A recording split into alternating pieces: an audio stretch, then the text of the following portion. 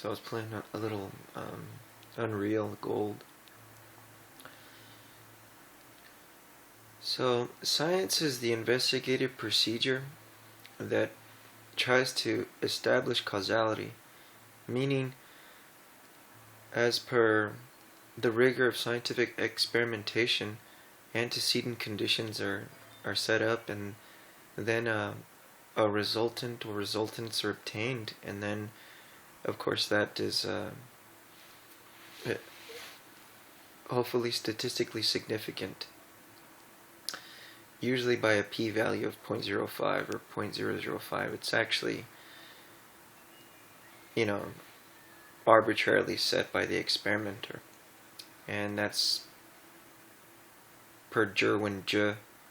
He's an experimental psychologist, very prolific, and so that was just what he opined, and what he said makes sense, because if you really think about it, the difference between 0.05 and 0.005 is a factor of 10, but no one's going to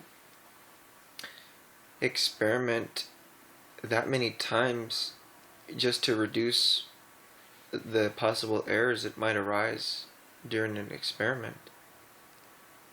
And that's the whole point of that system, is to minimize the errors and raise the trustworthiness of our procedure.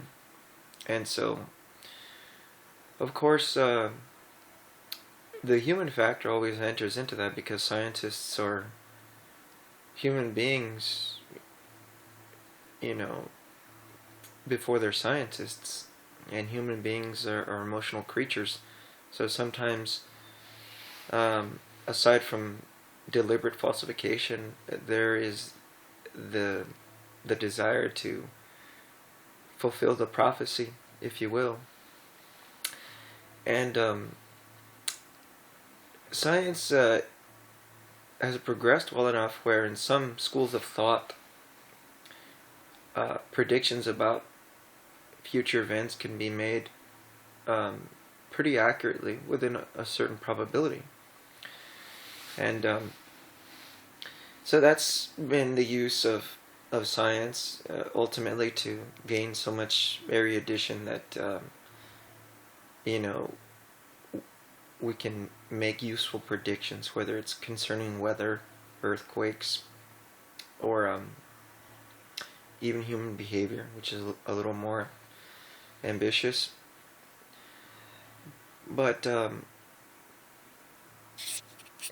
since the experiment was time parceled, the assumption there is that the physical laws of the universe have remained constant and will remain so.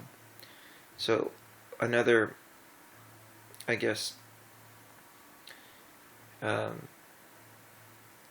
inherent assumption in all science is that the universe favors order over chaos, so that when I drop my pen, the sun doesn't supernova.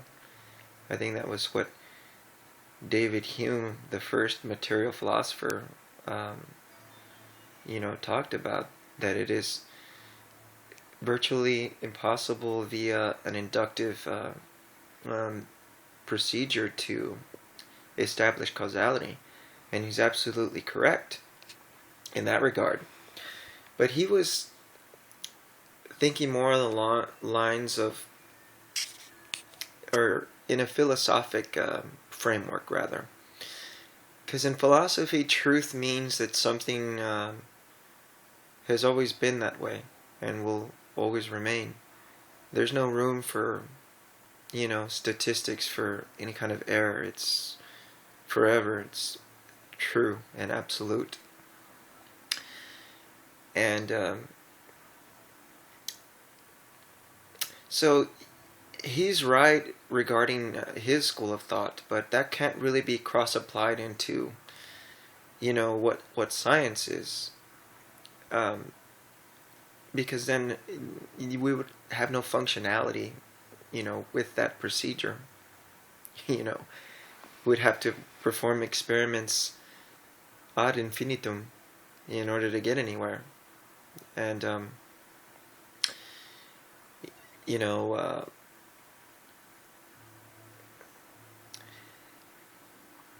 and it's interesting because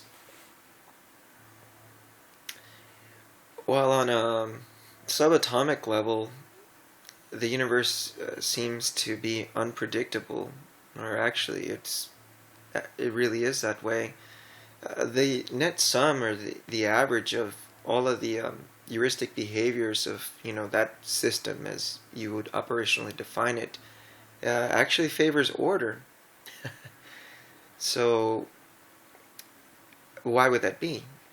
Or even if we find the entropy in a particular system, which is just simply a measure of the chaos in the system, we find that it's usually always increasing. So we have what seems to be an orderly universe, but what we observe is that the chaos within that universe always seems to be growing. So my question is that since the universe is expanding at an exponential rate, is the entropy of the universe being balanced out, by that seemingly unabated expansion? And if so, that would really mean that the universe is entirely ordered. So the question is, not that I impose order on the universe, but that if there were no people at all, or no intelligent creatures, that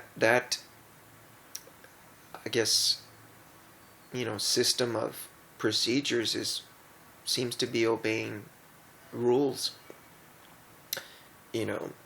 as a whole, and therefore, as a rational creature, there is a reason for that. And so here I have stepped into the theoretical part of science, which asks questions that sometimes lie outside the purview of scientific inquiry. And so I just find that very interesting, that the human mind can, through imagination, think to ask such things. And it is with hope that an answer lies out there. But since I believe in God, I don't think that He would allow His own creations to, ascertain the sagacity that was employed to create the cosmos.